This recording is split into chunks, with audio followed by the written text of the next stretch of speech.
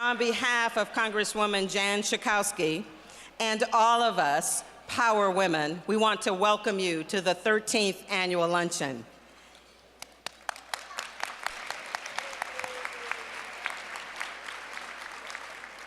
It's an honor to see so many of you here this afternoon. The room is filled to capacity.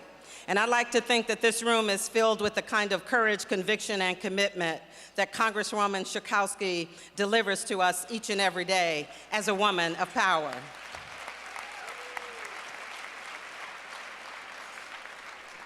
We thank you for your support, your presence, and your attention. And in closing, I'd like to leave you with this thought. A snowflake by itself is a beautiful thing. A snowflake, each and every one, is unique and original, just as all of us in this ballroom. But we know that when original snowflakes as women come together, we can stop traffic, we can change the tide, we can create a movement, and we can make sure that we are making the positive difference for the changes that we need to see in the world. I welcome all of the men joining us this afternoon. Thank you for being with us, and please enjoy the luncheon.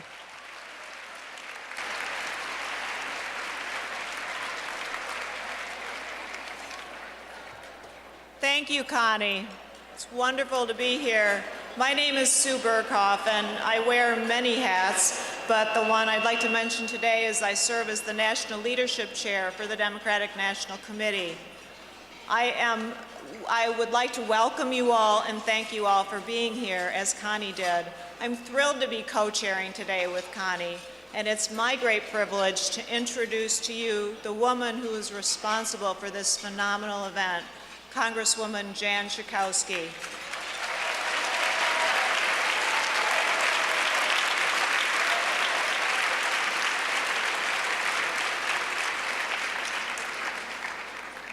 I've known Jan for many years, and while I introduce her here today as a Congresswoman, I am also proud to call her my friend. Jan is a generous and faithful friend who always goes the extra mile for me, as I know she has for so many of us here today. When you meet Jan Schakowsky, you immediately sense her strength. And it's that strength that empowers those around her and invites us to join a community of women and men who work for progress and who work for the people of our great city, our great state, and our great country.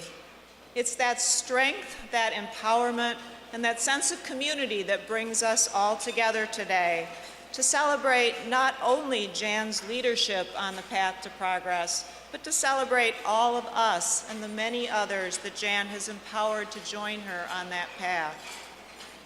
While the arc of history may bend toward justice, it bends only because we do not break, because we are empowered by our champions and our leaders like Jan Schakowsky to stand together as a community and to fight every day for progress toward a more just world and a more just nation.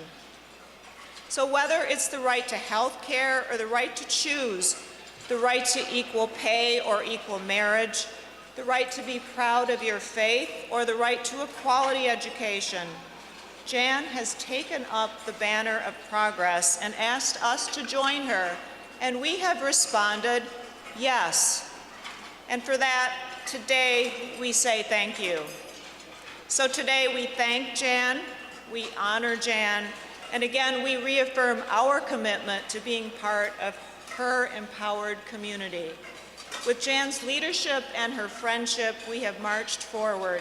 And with her leadership and friendship, we will continue on that march toward justice. Ladies and gentlemen, please put your hands together for my dear friend and yours, Congresswoman Jan Schakowsky.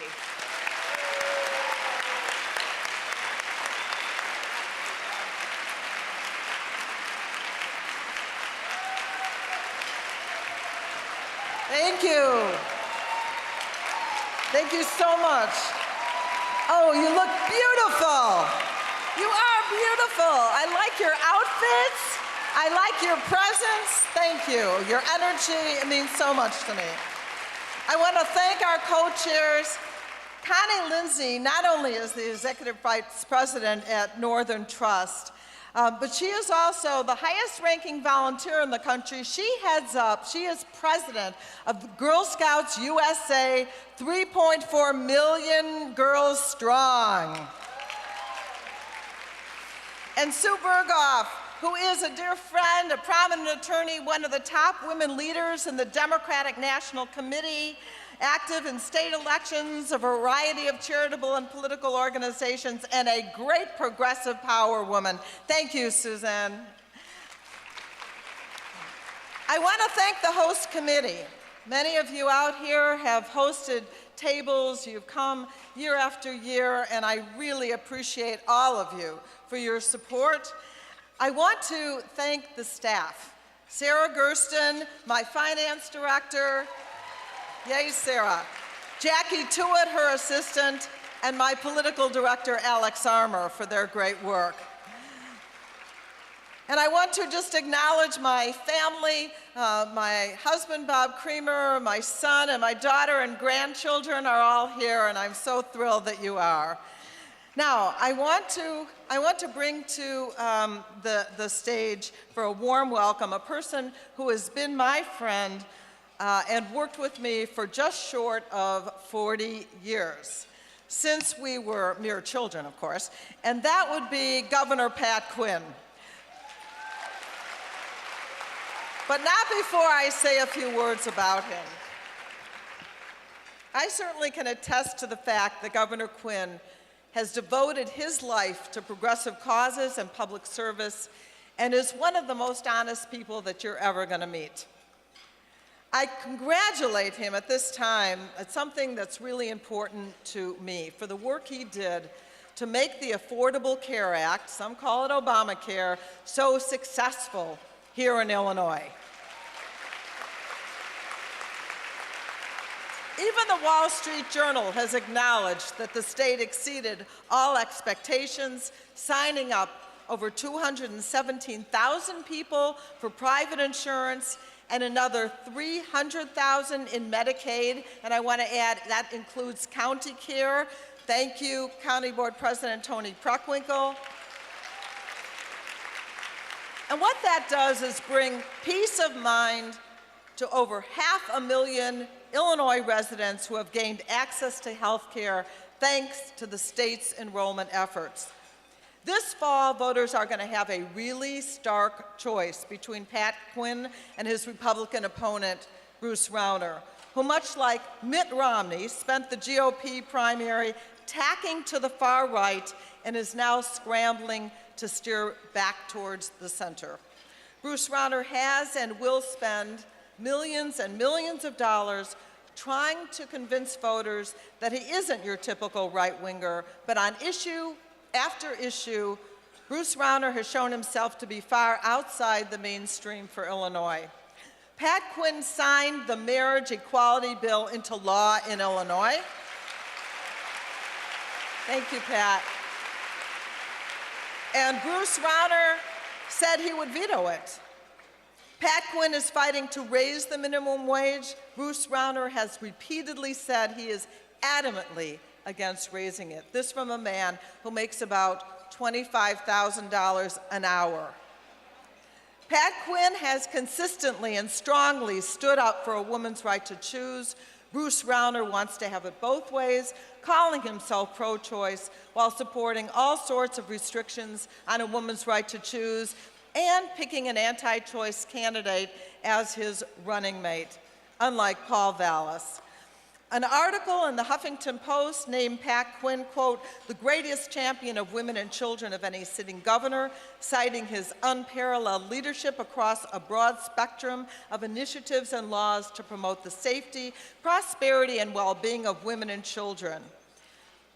My sisters and brothers, Rauner is no moderate and is a cheerleader for the economic policies that have driven economic inequality in our country to record levels in the United States. On your table, you will find a fact sheet that tells the story of Pat Quinn's continuous history of fighting for the major issues that concern us as women.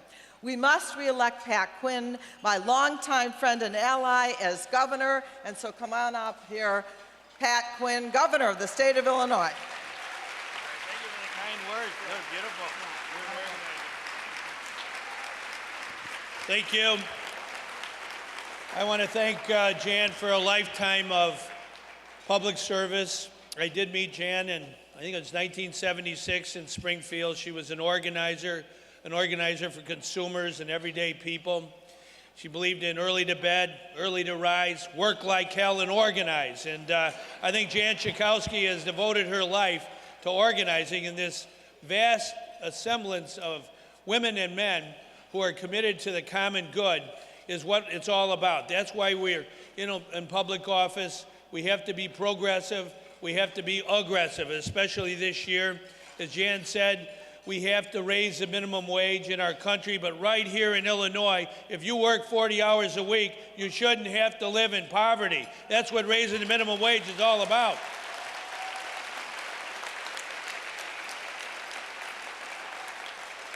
Jan's been a leader on the whole battle for pay equity as long as I've known her, but one of the very best ways that we can move forward and eliminate the gap is to raise the minimum wage. We have to do that. We're going to do it together in the best traditions of Jan Schakowsky organizing. And I do want to say another thing about the Affordable Care Act. Jan was the leader in Congress, a strong leader, a strong voice for decent health care for everyone. And it was so important that we passed that law. We're implementing it in Illinois. Over 500,000 people in our state now have health coverage because of that law that didn't have it a year ago. That's what progressive government is all about.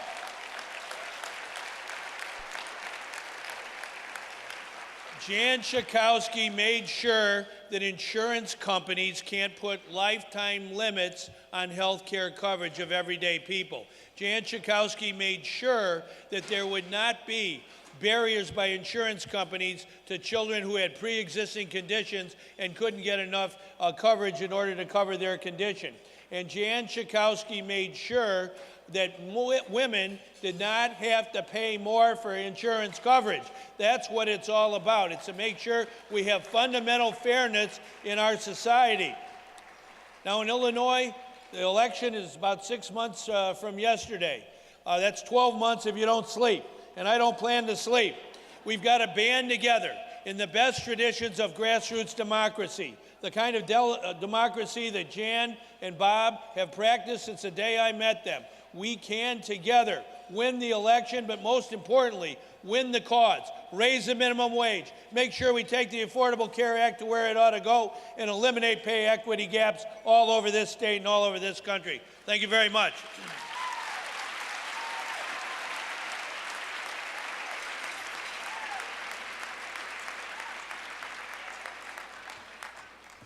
I have a number of my colleagues, Democrats from the Illinois delegation to Congress, that are here today. I'm going to introduce all of them and give them a shout out later, but I wanted to bring up two special people who are in really tough fights. We have a few of our members who are on the red to blue list. That means that they have some tough fights. Sherry Bustos, who isn't here today, from Western Illinois, is one of them. Bill Enyart is. And I want to introduce my good friend Bill Enyart from downstate Illinois, and someone that we really need to support. Bill has distinguished himself as a freshman member of Congress from Illinois' 12th district. He serves on the House Armed Service Committee and Agriculture Committee, and he brings decades of experience as a leader in the Air Force and the Adjutant General of the Illinois National Guard to the House of Representatives. The only serving general, Bill is truly the only member who can ask the really tough questions of our top military leaders. Bill's opponent, a state representative, has only distinguished himself for the many rants. You'll see them. They're going to be on television. Rants on the floor of the State House of Representatives. Bill, a pro-choice downstater, I want to emphasize that. Bill, a pro-choice downstater, whose wife, former Judge Annette Eckhart, is a power woman. Bill's going to need your help.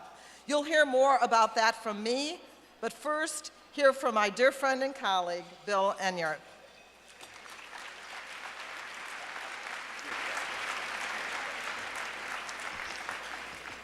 Well, thank you very much for that great welcome.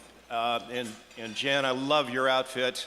I told Jan that I loved her outfit when I walked in, and she said, "That's great. I told Jackie Spear, Congresswoman Jackie Spear, my sister, that I loved the outfit, so she lent it to me for today." True story. Well, you know, this is not my first time at this power lunch, and it's not my first time speaking at a woman's power lunch. Jan mentioned my wife, now retired Circuit Judge Annette Eckert. Annette was the first woman ever elected as circuit judge in Downstate's 20th Judicial Circuit. So, you know, Jan gave you the good news, and that is that I was a general. Let me give you the bad news. Do y'all remember when we had the NATO conference here and all the streets were blocked off and nobody could get anywhere and there were convoys? Well, I was the general who was in charge of that. But the good news is that we didn't have any incidents. We got through it very safely. It was the largest NATO conference ever held anywhere in the world. Well, that was the good news. The bad news was that the fellow who had been selected in the primary to run for Congress in the 12th district had to have surgery. He resigned from the race, so they asked me to run. I think I got drafted. So on June 6th, that would be D-Day, I retired, and on June 7th, I started running for Congress. I was 19 points behind. We had $0 in the bank, and between June 7th and November 7th, we raised $1.2 million. Spent $1.4 million, but raised $1.2 million, and we beat a Tea Party Republican by 9 points.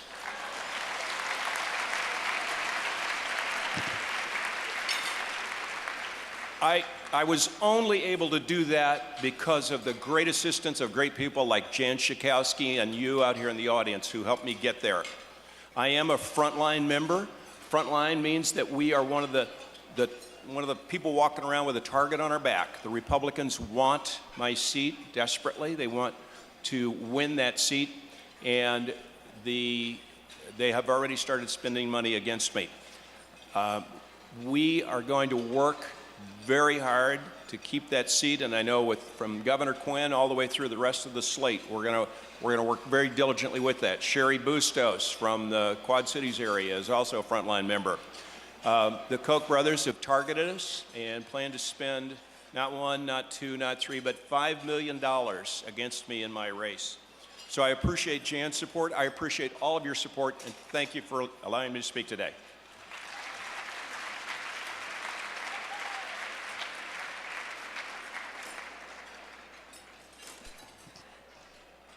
Another frontline candidate from Illinois, again, these are the people who have been designated as having really tough races, is Brad Schneider from the 10th Congressional District. And I know there's a number of 10th District people here. Let's hear from you. We got to make sure we bring Brad back. Now I want to introduce you to the woman that is going to take the one seat that we left on the table in 2012.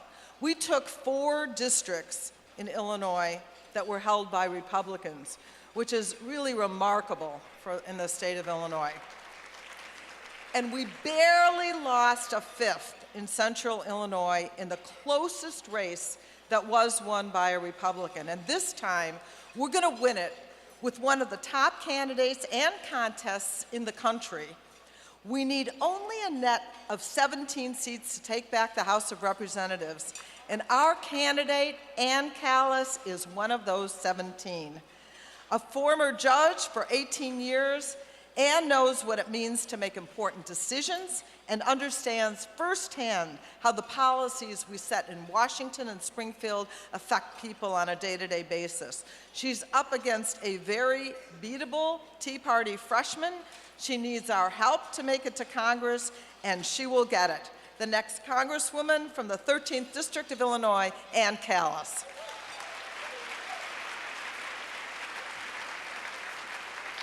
Thank you.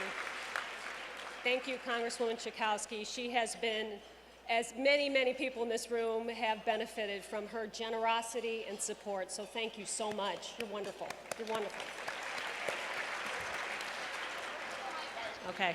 One of the reasons why I'm running for Congress is that I had been a judge for a long time, 18 years, and chief judge for 7 years. And as chief judge, I was able to get a lot done with very little, and able to reach across the aisle in a bipartisan manner to get things done for the betterment of the people that elected for me to serve them. I was able to create the first Veterans Court in the state of Illinois, helping troubled veterans get back on their feet.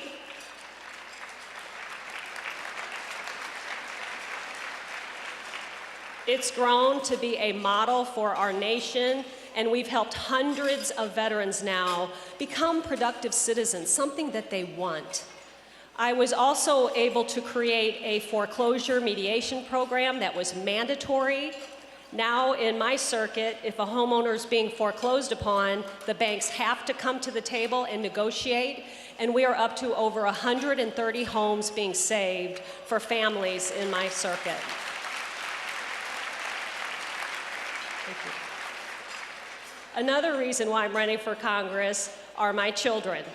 Like any parent in this room, my children are my inspiration. They both are dedicating their lives to public service. My daughter is graduating from college next week with a degree in education, and she's starting her first teaching job at a middle school in the district. She said she wanted to help children of that age because that's when she struggled the most. And my son was a great student, valedictorian, great athlete. He was quarterback. He went on to Cornell University. And when he graduated, instead of going to New York like many of his friends and making a lot of money, and there's nothing wrong with that, he chose to serve his country. And he enlisted in the Army. Now, when I was contemplating whether to get in this race, I had the honor and privilege of seeing him be sworn in as a second lieutenant in Fort Benning. He has since become an infantry officer, he is an Army Ranger, and he is now deployed to Kuwait. But all those months ago, contemplating whether to get in this race, now everyone knows by my entering this race, I will be personally and professionally excoriated.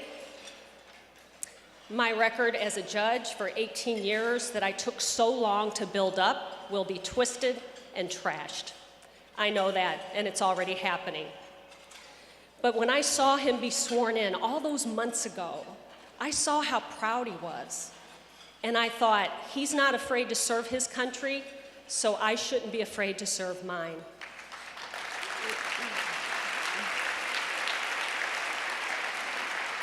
So I came back home and I resigned, and I'm in this race 100%, and with hard work and help, I will prevail in November. Thank you very much.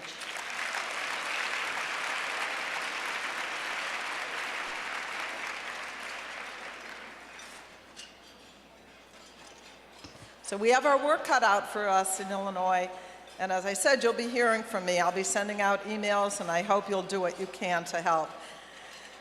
Now, how excited are we, sisters and brothers, to have Wendy Davis of Texas here with us today. Woo! So you know who she is. The state senator from Texas who heroically filibustered all alone, hour after hour. Well, not exactly alone. A few women came to the Capitol to be with her, to prevent a major rollback of a woman's right to choose in Texas. We are so thrilled that she could join us for lunch today. Wendy is now stepping out there and running for governor of Texas. She wants to follow in the footsteps of another great Texas Democrat, the late Governor Ann Richards. And just in case you were wondering if there was any sexism in this race, I want to quote Tucker Carlson, a Republican talking head, who said, quote, "I don't think anybody would be standing with Wendy in Texas if she weren't a handsome woman, to be totally honest about it." Well, Tucker, there are quite a number of anybodies in this room, so let's stand with Wendy right now in her fight to turn Texas blue. So there, Tucker. Wendy Davis. Oh my goodness. Oh my goodness, thank you. Thank you. Please take your seat, please. What an honor it is to be with each of you and the amazing energy that is reflected in this room today. I am delighted to be joined by all of you, and so thankful, Jan, for your invitation to be a part of this incredible experience today. I will never forget how happy I was after my filibuster was over when I found out that Jan had been tweeting to her supporters about it. And just like she was there for me then, she's been there, of course, for countless women before and since. And this luncheon is just another testament to that commitment. To every person here today who has offered me kind words or well wishes, or if you've even given me half a thought, I thank you. I am honored that there are women across America who feel that they can see themselves in me and the struggles that we stood to fight for in Texas. Over the past few months, I've traveled across my great state, speaking with people of every opinion, even some who don't share mine. And I'll be home later this afternoon campaigning there once again.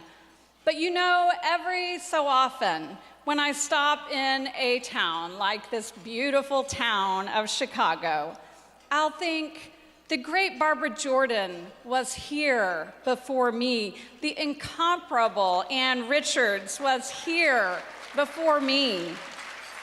And just getting out of the car becomes almost a sacred moment when I reflect on that.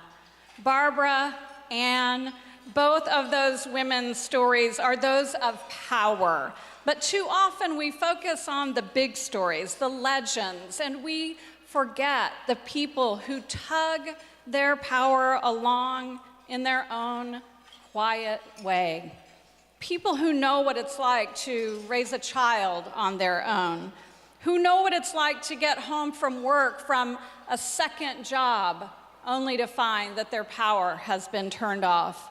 People who face hard decisions and long odds, but keep fighting because they'll do anything to give their family a chance at a better life. People like a young woman that I met down in the Rio Grande Valley in Texas who lost the only health care that she had ever known through a draconian law in our state. Each of the stories that I hear, whether known or not, are those of power too. Each is in our charge, and each one makes this moment even more of a humbling honor for me.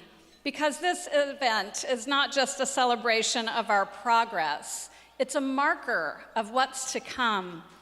All of us in this room, we are ambassadors to our communities. We are elected officials and entrepreneurs. We're PTA chairwomen, and it's up to us to carry these stories outside those doors and help defeat the challenges that we mutually face. Because whether you are a woman, a man, purple, red, or blue, stories of other people and their struggles affect you. When a soldier from Dallas comes home from serving overseas and isn't given the resources that he or she needs to readjust to civilian life and get a job, it doesn't just affect that soldier. It impacts their spouses and their children, and it ripples into their communities. When a mother in McAllen, Texas, in our border, isn't paid fairly, she might have to cut back on the opportunities that she provides to her son. that doesn't just hurt her son's chances of getting a 21st century education, it moves us a little further away from creating an economy built for the jobs of tomorrow, because that economy won't exist unless we're creating skilled workers today. When a woman in Tyler, Texas, in the eastern portion of our state, has to turn to a payday lender who preys on the most vulnerable among us in our community, in my home state, and charges them over 500% interest for that loan, her story affects us all over my state. Hard-working Texans, single moms and married ones, feel the effects of that too. So often when I'm talking with women around my state, their tears start to flow. And I think it's because they see, if only for a moment, in that magical moment on June the 25th, when the people in the Capitol that evening took that filibuster over the midnight deadline and killed that bill.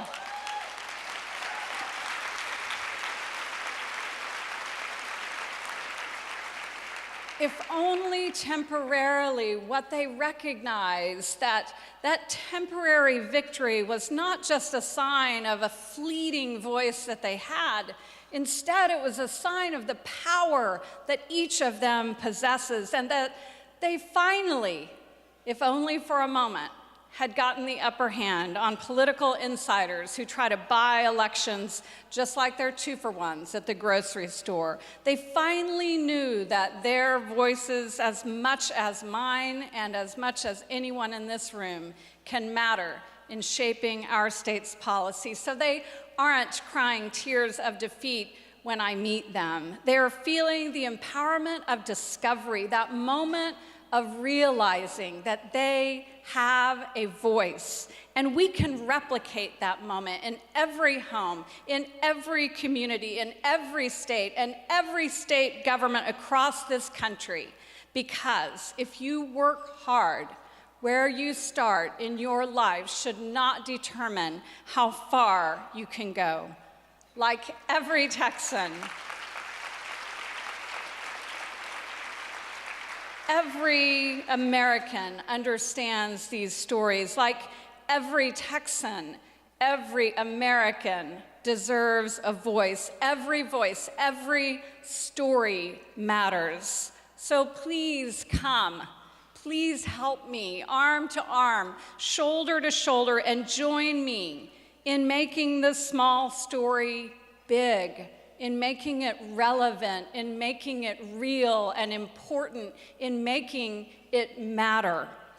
Join me, and if we walk together, we will get there before we know it, because even in taking one step forward, we'll choose empowerment. We will grab hold of our future, and we will keep fighting. I need all of your help to do that, and I thank you all so much for giving me the opportunity to be here today. God bless you all.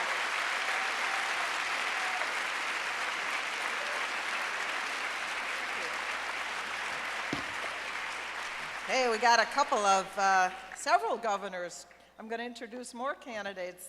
We got our work cut out for us, and we're going to elect Pat Quinn, and we're going to help all the others as well. Now, this is the part where I'm going to introduce every single elected official in this room. And here's what I decided. Yep, here's what I decided. You know, usually you can clap all you want. We're going to do one grand clap for each one. Okay, let's try it. Clap. A little off time. Okay, one more time. Clap. Got it.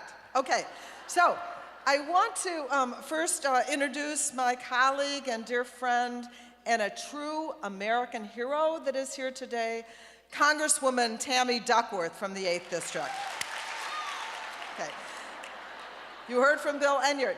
The next is Bill Foster, who does have a tough race.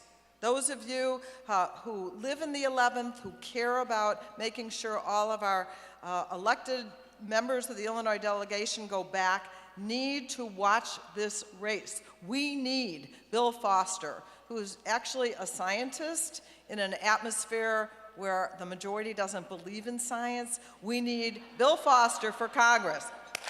Got it. My newest colleague from Illinois, a fabulous member who is bringing important leadership, consistent leadership, and another face of a great woman, a power woman in Congress, Robin Kelly. Okay. On the state level, you heard from Governor Pat Quinn. His lieutenant governor now and our candidate for controller is Sheila Simon. Okay.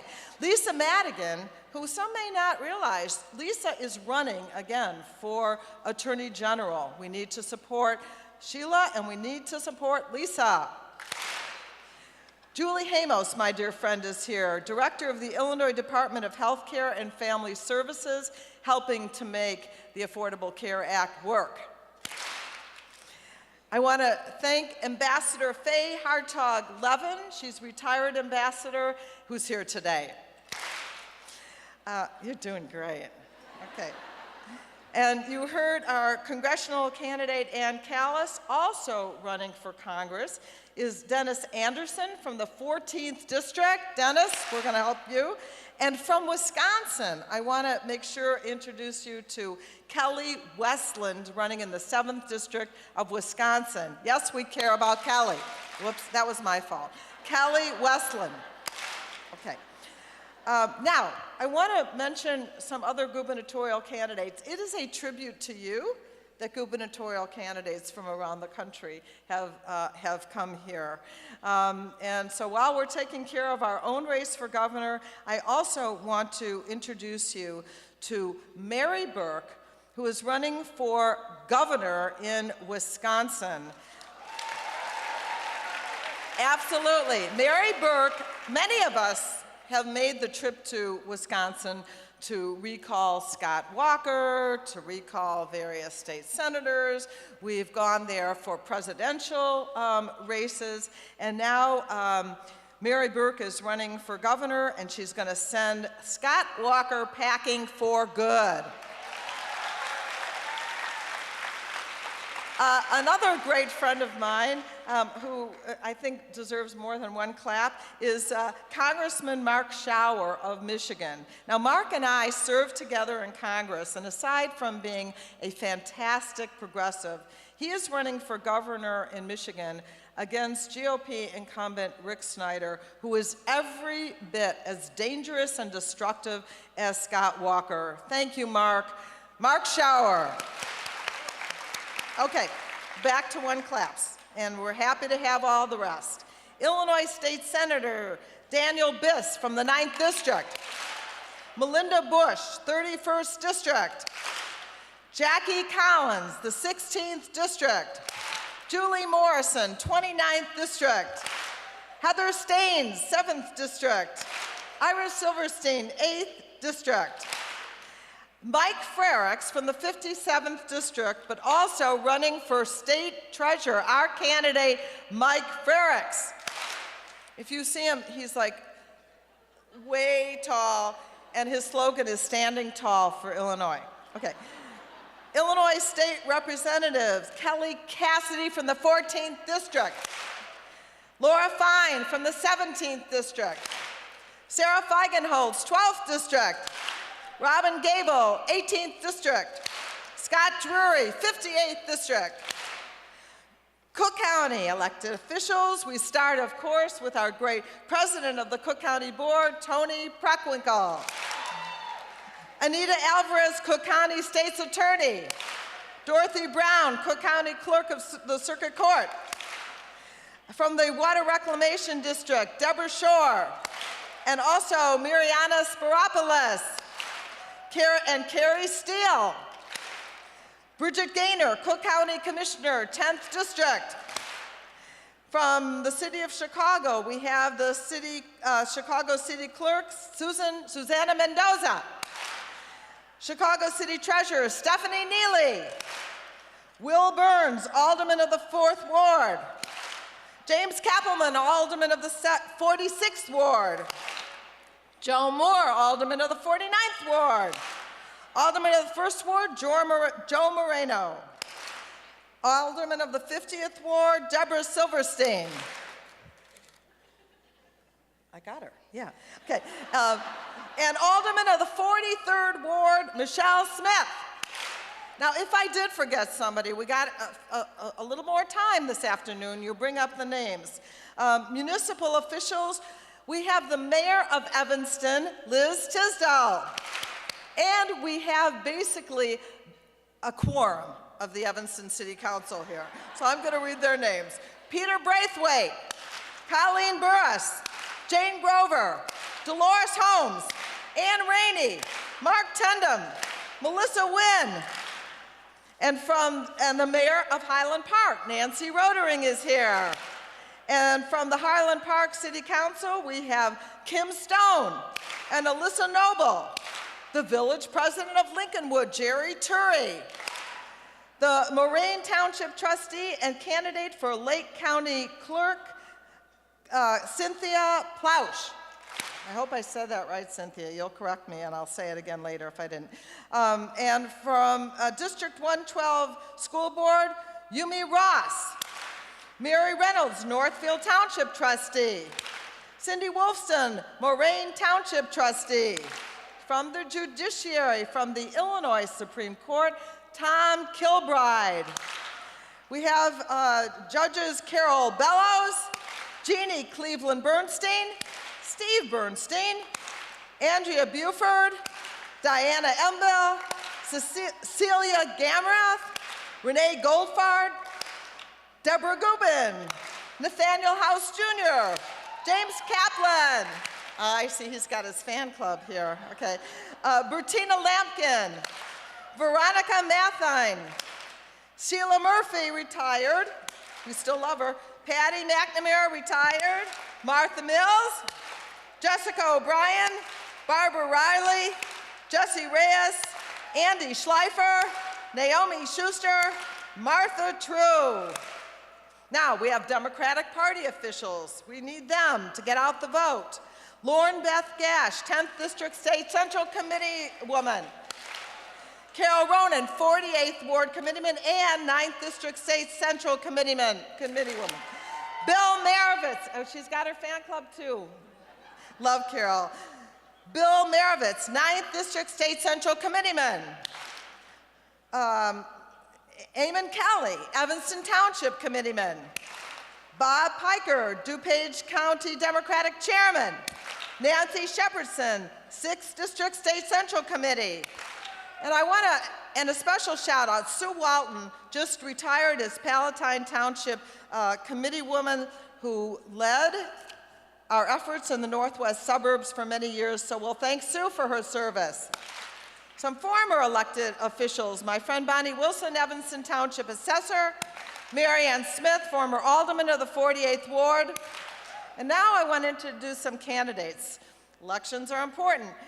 I'm very proud to introduce a woman who worked for me for a number of years. I feel very proud and motherly and happy that she's running for the new 2nd Ward Alderman, and that's my dear friend, Alex Patterson.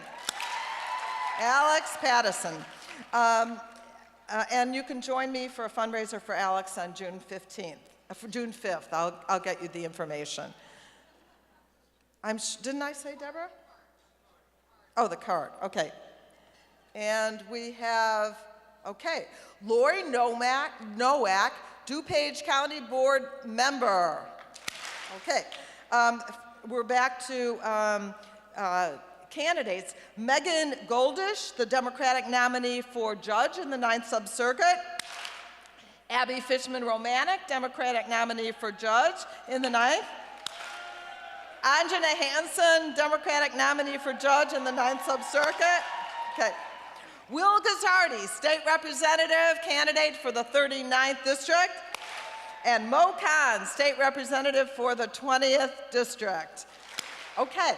I want to, again, if I didn't say you, Do you have another one, Alex? No, not yet. Okay. This is my speech. Coming up right now. Okay. As I always start, one more? Okay. We have, I love Rocco. Rocco Claps, Illinois Director of Human Rights. Right. As I always start, my dear sisters and secure brothers.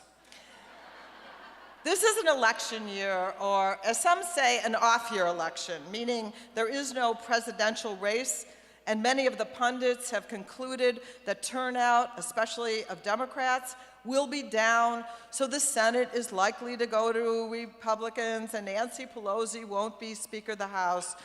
Need I tell you, elections really matter, especially for women. So the mostly male pundits, and they mostly are pontificating with gloomy projections. But I'd rather listen to you. I'm going to ask you, the ultimate power women of Chicagoland and beyond, a simple yes or no question. Do you think we inevitably lose in November? No. Absolutely not. Because midterm elections rely heavily on turnout, that is, actually who comes out to vote. We have considerable control over the outcome. I tell my election volunteers, particularly in the first campaign, that I have this secret strategy for winning, and don't tell anybody. First, we're going to identify the people who, if they get to the polls, will vote my way. Second, we make sure that they are registered to vote. And third, we get them out to vote. That's it. Not rocket science. We can do it. We can win the 17 seats that we need to take back the House of Representatives if Democrats vote. And we can make sure that Pat Quinn is the governor of the state and all of our elected officials and candidates return. And here's why. The actual drop-off in voters in non-presidential years is about 3 to 5%. Not 35%, not even 10%, 3 to 5%, which is a manageable number. Reason 2, we've already proved that we can do it. In Virginia, in an off-year election, Democrat Terry McAuliffe and every other Democratic statewide candidate won in 2013. The overall turnout was in fact down, but the Democratic turnout was the same percentage as the vote in the presidential year of 2012. So which voters can make the difference? It just so happens that women voters have and can make the difference between winning and losing, particularly unmarried voters, women voters. Now, 2010 was a good year for the Tea Party and a bad year for Democrats. We lost 63 seats in the House of Representatives, and John Boehner became Speaker. I have to tell you, even though Nancy Pelosi was smiling when she handed the gavel to a crying John Boehner, I was crying, but she wasn't. It's tough. Now, the loss of 63 seats is often blamed on Obamacare. But if you look at the turnout, you see another story, a more important and instructive story. There are approximately 53 million unmarried women in the United States, 1 out of 2 women. In 2010, nearly 40% of unmarried women were not registered to vote. If women had simply shown up, we could have maintained our majority. In 2012, unmarried women did vote, and they voted 67% for Obama and 31% for Romney, numbers that clearly spell victory. Now, I don't have to recount the ways in which the Republicans have declared ongoing war on women's reproductive rights, including the right to birth control. But the war and the disrespect goes beyond reproductive and sexual politics to questions like whether women at long last can get equal pay for equal work, and actually whether or not they can even afford to feed their families. Still, many women think that politicians don't really get the reality of their lives. And if they listen to the Republicans, they are exactly right. So the House Democratic women, under the leadership of Nancy Pelosi and in partnership with women across the country, have launched a women's economic agenda campaign called When Women Succeed, America Succeeds. As Nancy says, when women succeed, America succeeds. Try it with me. When women succeed, oh, better than that. When women succeed, you got it. This agenda addresses the concerns that women share in scores of gatherings that we are holding around the country. Many of these concerns have been documented in a new study by Maria Shriver and the Center for American Progress. The Shriver report revealed some very sobering findings about the state of American women today. Listen to this. 1 in 3 women in America is living in poverty or teetering on its brink. That's 42 million women, plus the 28 million children who depend on them. The average woman continues to be paid 77 cents for every dollar the average man earns. For African American women, it's 64 cents, and for the average Latina, it's only 55 cents. Women are nearly 2/3 of minimum wage workers, and a vast majority receive no sick days, 0, not 1. In Washington, we heard from a school bus driver who told us she regularly stops for mothers who, with tears in their eyes, put a sick child on the bus. She's a good mother because her choice is to lose a much-needed day's pay or even her job and hope that her child will feel better during the day. If she wants to put food on that table, that child she can't take the day off. We Democratic Congresswomen are taking our When Women Succeed, America Succeeds agenda on the road, starting a bus tour on June 1st, and we'll be talking about raising the minimum wage, now $7.25 nationally. Think of it. Yeah, raise the minimum wage. Give Americans a raise. Give Americans a raise.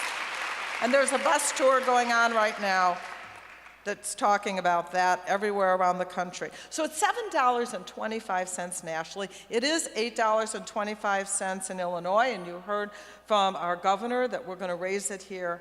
But I want to tell you, it's a ridiculous $2.13 an hour for workers who rely on unreliable tips.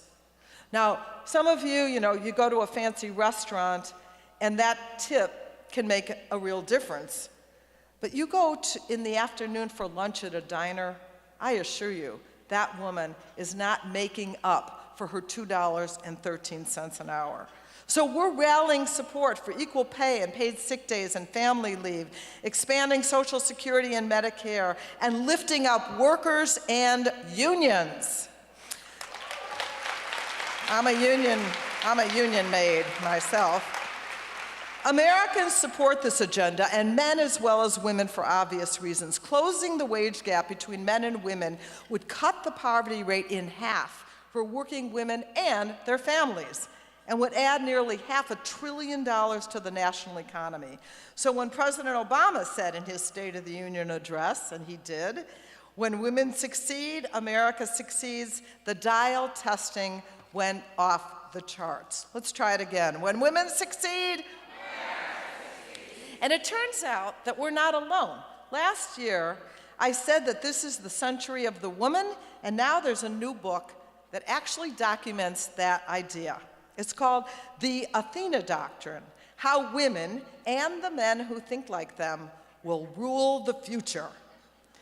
And the 2 male authors surveyed 64,000 people, men and women, chosen to mirror the populations of 13 diverse countries: Brazil, Canada, Chile, China, France, Germany, India, Indonesia, Japan, Mexico, South Korea, England, and the United States. And when the data came back, they found that across age, gender, and culture, people around the world, by large majorities, feel that feminine traits correlate more strongly with making the world a better place.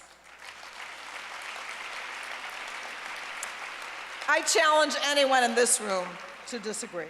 They said, quote, I'm reading from the book, "We believe that the essence of the modern leader is feminine. The people we surveyed challenge the incumbents of masculine structures and the ways of men in restoring trust and solving the most intractable problems we face today. More than ever before, leadership is about being expressive and empathetic." I want to emphasize the title of the book, The Men Who Think Like Them. And we do have those men in this room too. What they found was that the definition of winning is changing and becoming a more inclusive construct rather than a zero-sum game. And we've all been in those situations, usually with men, not always, where if I win, you lose. If you lose, I win. Masculine traits, is that right? Yeah. Masculine traits like aggression and control are considered less effective than the feminine values of collaboration and sharing credit. This book, they even found that in 2009, hedge fund research reported that funds run by women had for 9 years straight significantly outperformed those run by men. Yeah. Well, listen to this. A 2012 study by Credit Suisse revealed over a 6-year period shares of large companies with women board members outperformed comparable companies with all-male boards by 26%. So get on the board. 65% of people around the world believe that more female leadership in government would prompt a rise in trust and fairness and a decline in wars and scandal. So here's how the authors concluded their book. Quote, "We live in a world that's increasingly social, interdependent, and transparent. And in this world, feminine values are ascendant. Powered by cooperation, communication, nurturing, inclusiveness, institutions, businesses, and individuals are breaking from old masculine structures and mindsets to become more flexible, collaborative, and caring. Our data, still from the book, show that this change is deemed necessary and is welcomed by strong majorities in every country we surveyed.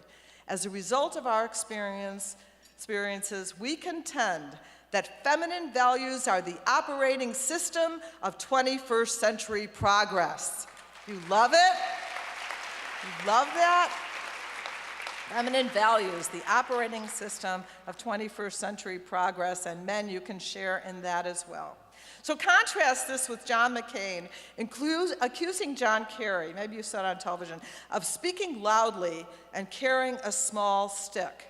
And he said, and I'm quoting, "I would say a twig." Now seriously, he's talking big stick versus twig? I mean, think about it. Could it be more of a masculine insult? And because Dianne Feinstein, during the Bush administration, she wants to put out a factual report on torture, and she was accused of being too emotional.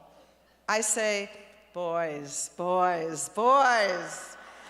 In this election, we need to help women and men, as I said, including the men in this room, like Governor Quinn and our congressional Democrats and all the others that I mentioned, the men who support equality and justice for the women. And all of our candidates and all of our elected officials need only 2 things from you: your time and your money.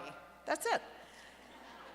But if we don't fully engage, the pundits will be right. They will report that just as expected in 2014, this off-year election, the Democrats lost ground. In states all over the country, Republicans are trying to help this along with voter suppression laws, like in Michigan and Wisconsin and Texas, where Mark Schauer and Mary Burke and Wendy Davis need to be governor. And you already know the downside of losing. Continuing a rigged economy that makes the rich richer, the poor poorer, and the middle class disappear. You live the war on women and workers every day. The Republicans will keep trying to repeal or roll back Obamacare. Multimillionaires and billionaires will expand their control of our political system, buying influence and buying elections, just like we're seeing right now in Illinois, right here with Bruce Rauner. So what I want you to consider for a moment is the upside of winning. We could start fixing a rigged economy that has created the greatest inequality, in rebuilding a crumbling infrastructure and in rebuilding our public schools, creating good jobs, raising the minimum wage, renewing unemployment insurance, passing comprehensive immigration reform, improving health care, building a clean energy economy, supporting unions and pensions, and guaranteeing retirement security, and giving women equal pay and affordable child care and universal preschool, and passing sensible gun safety laws, and passing marriage equality federally, and expanding the right to vote, and ending oppressive college debt, and reversing the role of big money in politics. The last 2 years of the Obama administration could be amazing. This is not a pipe dream. We can decide to make it so. Victory is in our hands, your hands, in the hands of people who decide to get off the sidelines. Patriots who believe the best of America is yet to come. We can do it. And remember, my sisters and like-minded brothers, when women succeed, great. Now, I have a few shout-outs that I think I forgot to mention that I want to do. I'm coming up on it in a second. Here we go, special announcements, and then another introduction. I wanted to announce that this year, for the first time, we have a table hosted by Reverend Stan Sloan from Chicago House's recently opened Trans Life Center for our transgender sisters and brothers in Chicago. We have students from the Young Women's Leadership Charter School. Stephanie Shriak, the president of Emily's List, is here. We have Miss Chicago, Marissa Bouchite.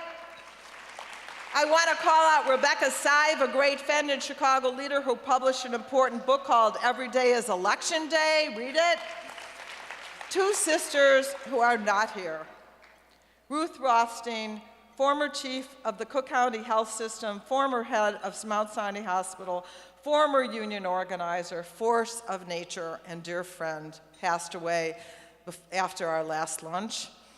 And Jackie Gallagher, former spokesperson for the Chicago Teachers Union, political operative who worked on my very first campaign for state representative, and a cherished friend. Her daughter Audrey is here. Let's hear it for Ruth and for Jackie.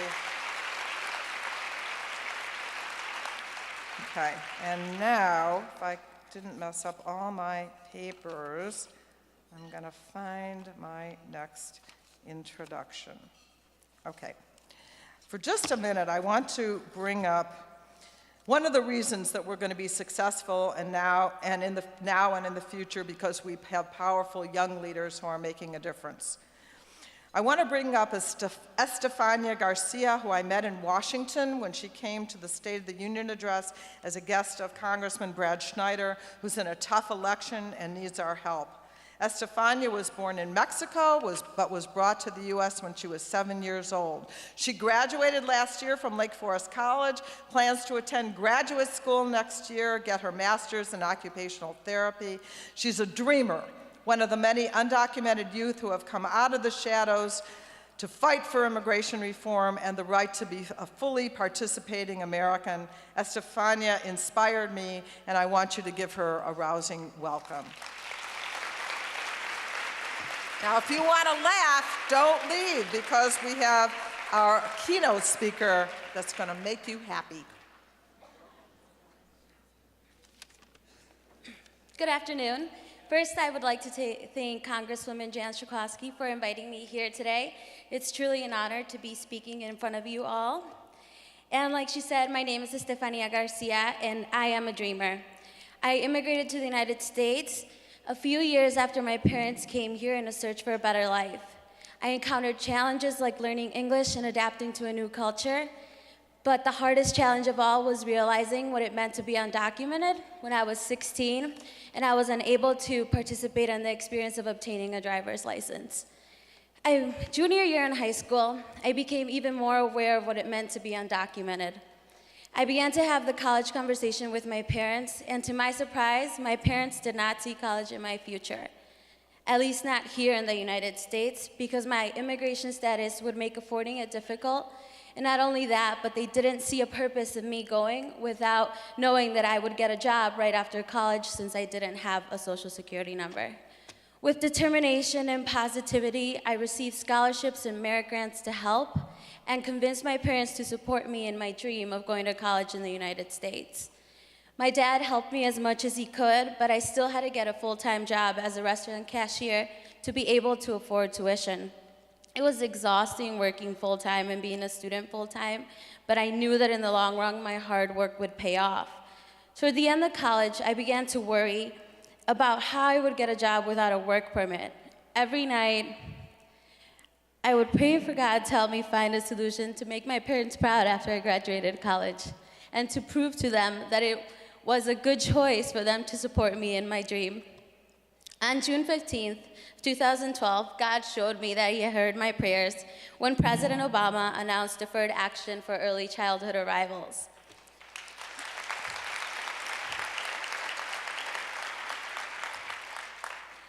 DACA revived my hope to make my parents proud and also made me look forward to graduating and applying for a job.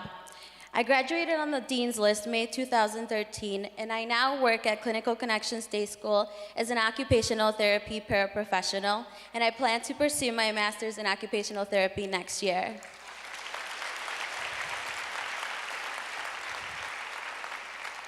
Today, I'm here representing all the dreamers that are ready to achieve better and greater goals, and the only thing holding them back is an immigration status.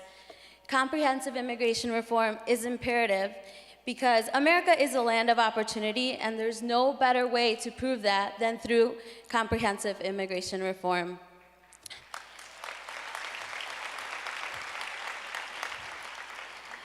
Immigration reform will bring hope to those that think that the American dream has wilted, and will catalyze dreams that for so long have been unreachable. And today, I hope that Congresswoman Jan Schakowsky helps us dreamers see a change in the near future. Thank you very much.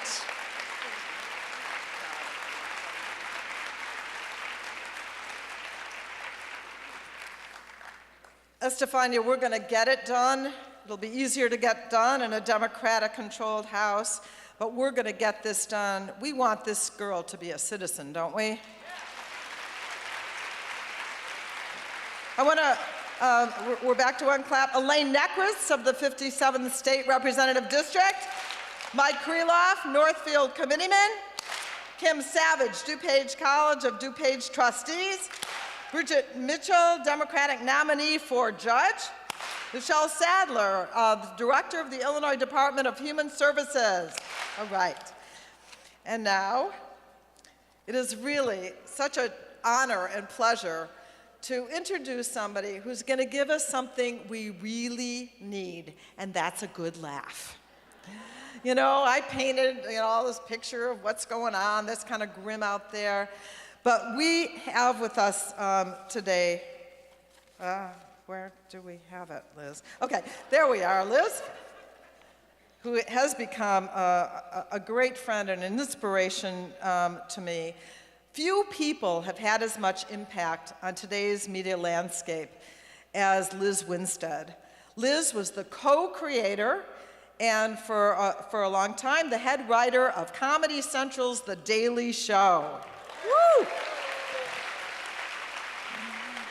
Liz went on to host one of the first programs on Air America Radio with co-host Chuck D, and she discovered and brought to us the great Rachel Maddow on Air America Radio. The Drobnys are here today, who are also one of the co-founders of Air America. Thank you. And she is one of the top political satirists in the country, and when she's not on tour, selling out shows. You've seen her on MSNBC and a regular commentator on Huffington Post. But actually, that's not why we have Liz here today. She's not just a talking head on TV. Liz really gets it. She is an activist, an organizer, an outspoken advocate for progressive causes, especially for women's rights. Her latest project, Lady Parts Justice, begins with a manifesto, and I rather just read part of it. Women are not faking rape, and they don't have magical powers to deactivate rape sperm. Right? Okay. Abortions don't cause mental instability, and the HPV vaccine doesn't make girls mentally retarded. These are all real things that my colleagues have said. Okay, no woman's boss should be able to demand information from her to decide if her reason for wanting birth control is moral enough to grant permission. And these are all actual laws from state houses all across America, and we are sick of it. Lady Parts Justice is doing something about it. Ladies and gentlemen, Lizz Winstead. Woo! Give it up.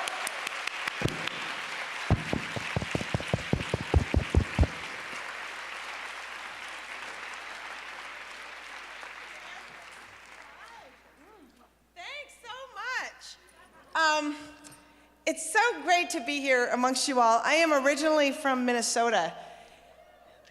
Thank you.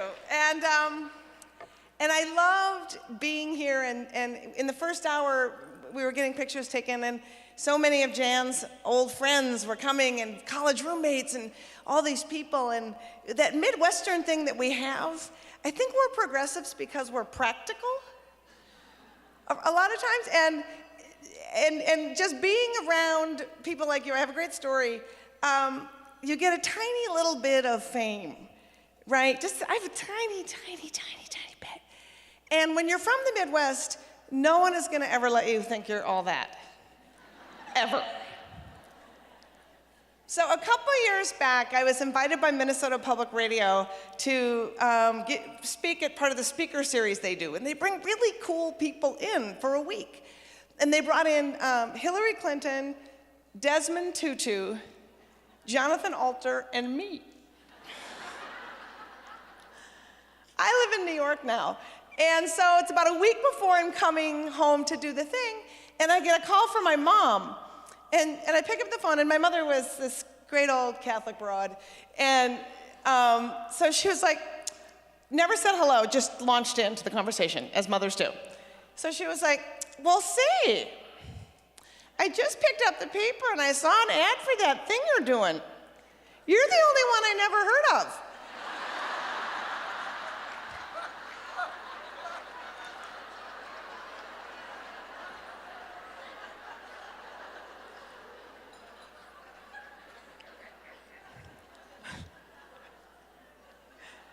So that's kind of the thing that reminds me a lot, but I'm just thrilled to be here because the more that women are elected and represented and the men who get us are in there, the questions get asked that are important.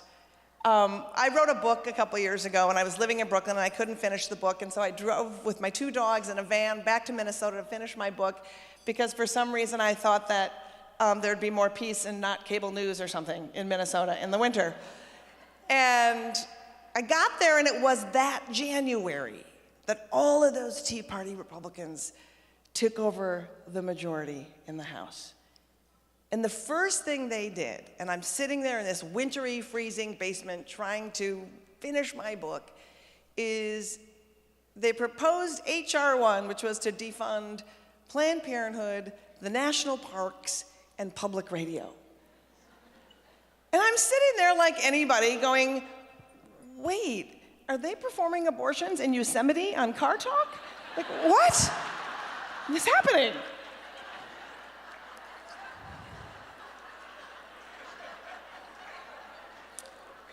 Turns out they weren't. And that on a national level, cooler heads prevailed, and they didn't defund Planned Parenthood. But I was so freaked out because I watched all these different states proposing these bizarro laws. And so when I finished my book and I had to drive back to New York, I called up Planned Parenthood and I was like, hey, I have an idea. I'm driving across country with my dogs back to Brooklyn. What if I do benefits for you along the way? And they were like, who are you? And I was like, no, I'm not a psycho, sort of. So I did that, and I drove, and it started out as 6, and I'm still doing it, and I've just finished my 41st one.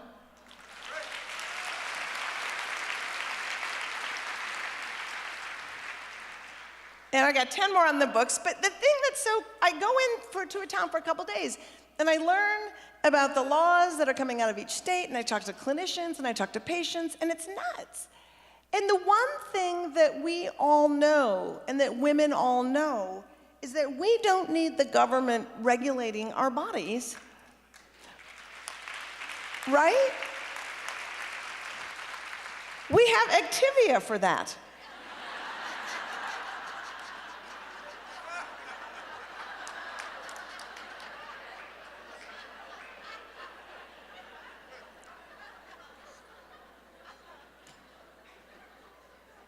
But the laws are nuts. And if you're on social media and an activist, it's even crazier. It gets so crazy because the ad hominem attacks that happen to women who are smart, who talk with facts, you just always get blowback about what you look like or who you are, and it gets crazier and crazier. I was on Twitter, and I was talking about how important it is that birth control be covered under the Affordable Care Act. You know, being able to have family planning is actually a public health issue. Why that's hard for idiots, I don't know, but apparently it is, right? So I said something to that effect on Twitter, and somebody writes back to me, why should I have to pay for your birth control? I don't want to pay for your birth control. And so I just, again, the practicality comes in, and I was like, you know, I guess that's the biggest difference between me and the right wing, is that they don't want to pay for my birth control, but I would pay any amount for theirs.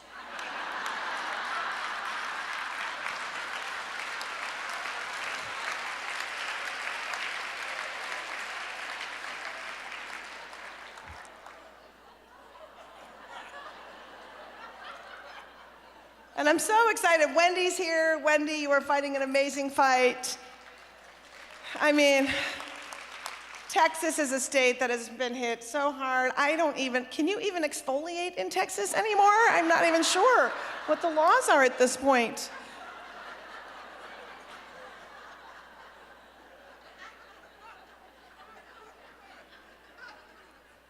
There are 5 Republicans running against the wonderful Kay Hagan in the GOP primary, who all 5 Republicans who want that Senate seat have come out against birth control.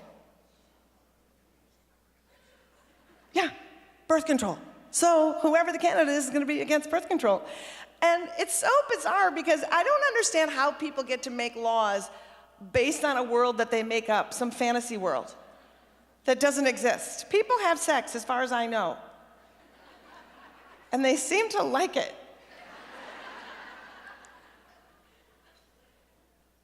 And you just have to look at your own studies. I mean, remember college, high school? Remember studying the age of abstinence?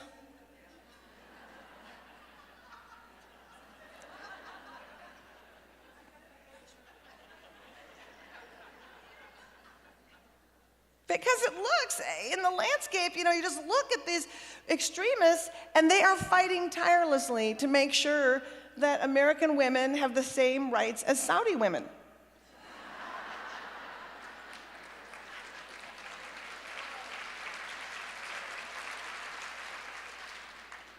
And a lot of them are gynecologists.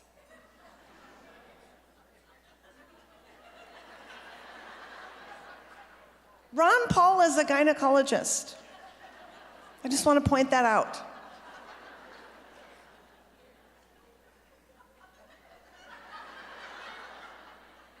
I mean, I'm sorry to put that visual into your head, but I can't imagine just having him going, scoot down, scoot down, scoot down, scoot down. Sometimes I just can't.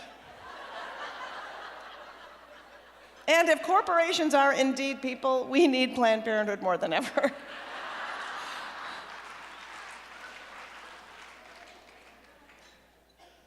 But it does feel reality, and it makes me, when I look at the landscape of things that are out there, it leads me to ask the philosophical question. If a Republican falls in the forest and no one is there, does he make an ultrasound?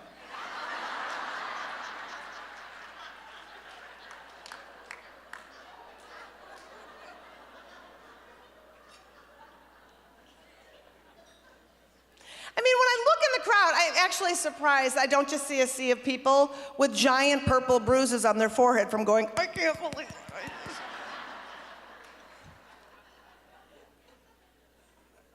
I mean, we have a craft store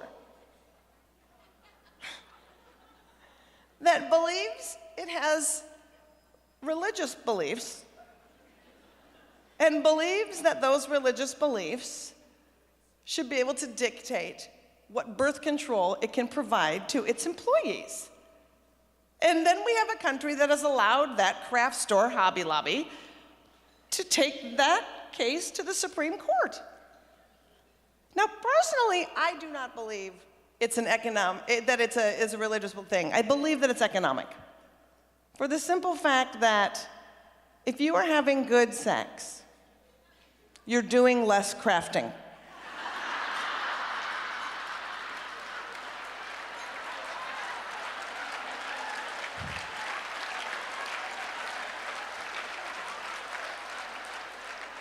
A lot less decoupage equipment coming in and out of the house.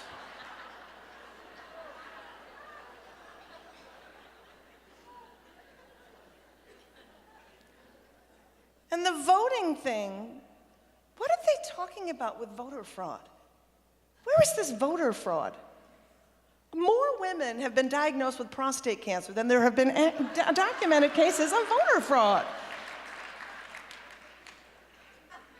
And again, poor Wendy. Oh my God, Texas, Michigan, Texas has a bill, and tell me if I have this wrong, that your first and last name have to match on your ID exactly to your voter ID in Texas, correct?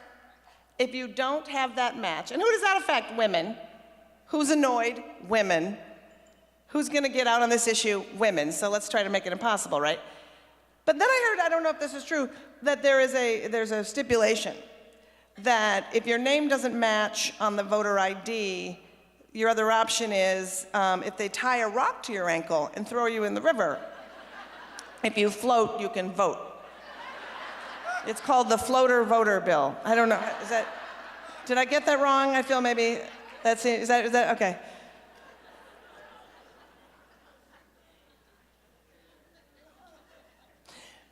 But it does feel terrifying because a good democracy is two healthy political parties. That's what you want, right? But it's scary when the Republicans have to announce that they're gonna do an autopsy on themselves to figure out how they can deal better with women. Because they need to evolve. And I'm all for it. I think they should evolve, but I think if you're going to evolve as a party, you should probably believe in the general concept of evolution.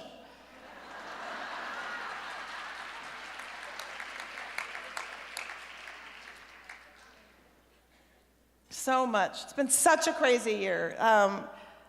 One of the craziest stories of the year for me was this whole NSA spying thing, which is very frightening to me.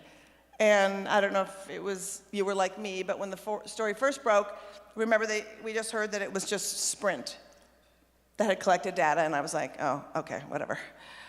I've never had a call go through in Sprint in my life, so I'm not that worried. Then we found out it was everybody, that there was a lot of tapping. It's everybody's everything, and people got kind of scared, and I was like, well, I guess I'd tap that. It takes on a whole new meaning.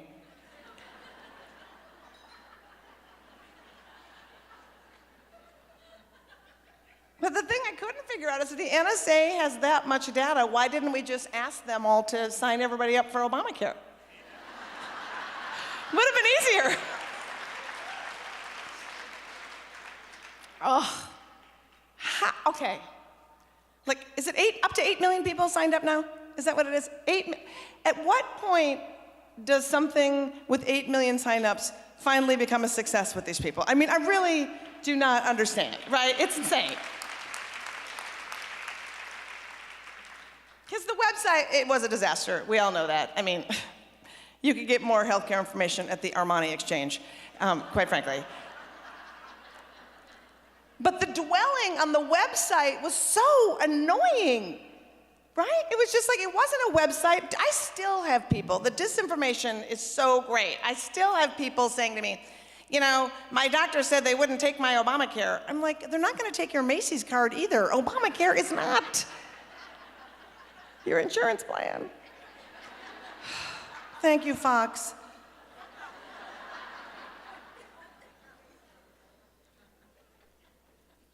But you know, Ted Cruz, he was just off on a tear. Ugh, he is harder to understand than Game of Thrones. Because he wanted it both ways, that Ted Cruz. He was real mad. Because first it was, nobody can get on the exchange. And then it was, nobody can get health care. I'm like, so people are suffering from what? Carpal tunnel? Like, I don't even know what your point is. But here's what I have to say about it. It's not just the website. People can sign up many ways. You know, people could take their free Obama phones and call. In fact, I suggest that the president maybe just go door to door and sign people up individually when he's going to take their guns.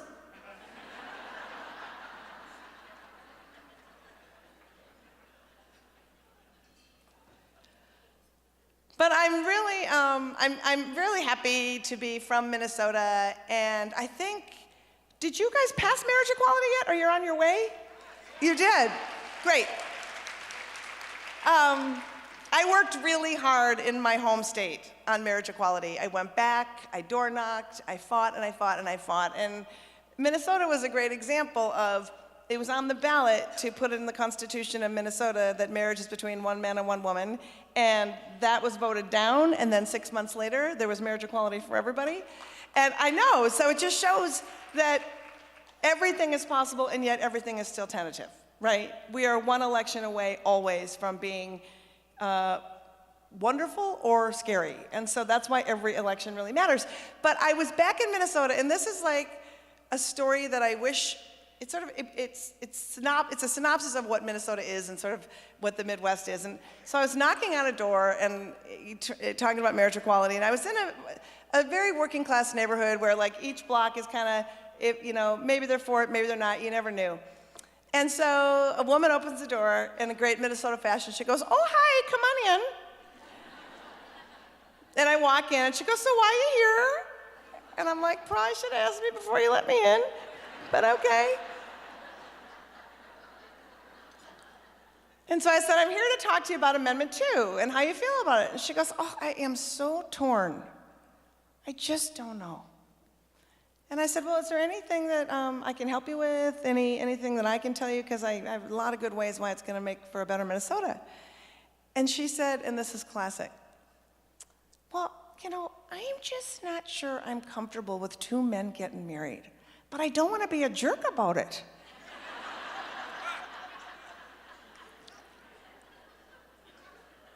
And I just wish there was more of that in our political discourse. It's like, gosh, I don't know, I don't disagree, but I don't want to be a jerk about it.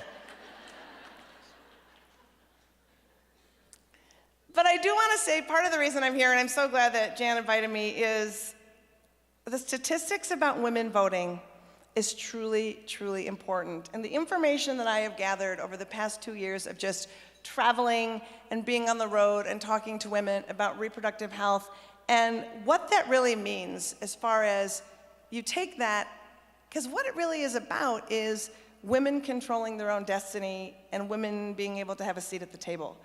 And so I am so interested in it because I want every woman to be able to make a decision for herself about what kind of a family she wants to have and what that means so that she can be as great of a participant as she can in society. And so learning all this stuff about all these kook bags around the country, I realized I was tweeting a lot about it, and I had a lot of people coming to me saying, what can we do, what can we do, what can we do? And I said, well, a couple of things that I think that we should do is allow our great elected leaders to talk about policy as much as they can. Because it seems to me that Jan, and you tell me if this is right or wrong, but you guys have to like correct the record so much for what these people say. And the allies need to be the ones correcting the record so you can plow forward on the good governance and tell people what you've got at stake. So when we formed Lady Parts Justice, the plan of this whole thing is that it's Sarah Silverman and I and a whole collective of really fun comedians and writers. We are targeting, along with Media Matters for America and some other people, they're helping us do our research, all of these state elections where we can win. Yeah. And we're doing really funny videos with people of note from those states so that we're calling out bullshit in a way that we as progressives do it the best, with facts and with humor. Their bullies are mean and they'll say anything to take us down. We don't want to do that. We want to be smart and we want to be funny and we want to be compelling. So we want to hit women and young people in a place that they go. They go to the internet, they go to videos, they look towards comedians. You saw Zach Galifianakis drive all of those people to healthcare.gov. Well, that's what we're trying to do with Lady Parts Justice. So go to the website, see what we're doing. We want to help in Illinois. We're going to help in all 50 states. The relaunch is July 15th, and we're going to have 50 videos from all 50 states targeting and making famous people you've never heard of who richly deserve a little bit of attention. So thanks. So lastly, I'm gonna go, but I just want to say thank you, Jan. It's very, very important to make sure people like Jan, Wendy are in office, because as we watched with the Hobby Lobby case, when it was presented about what birth control is and what birth control was, we had so much misinformation, and those female justices actually set the record straight. And it is so important that we have women who are helping us set the record straight and the men who absolutely understand that to be true. So thank you so much. I'm so thrilled to be here. Enjoy your lunch, and I think you're all terrific.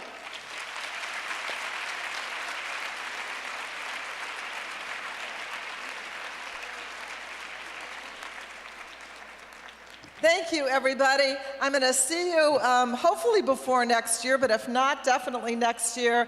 Thank you for everything. Thank you for coming. I hope you had a great day so far, and the rest is yours. Thank you.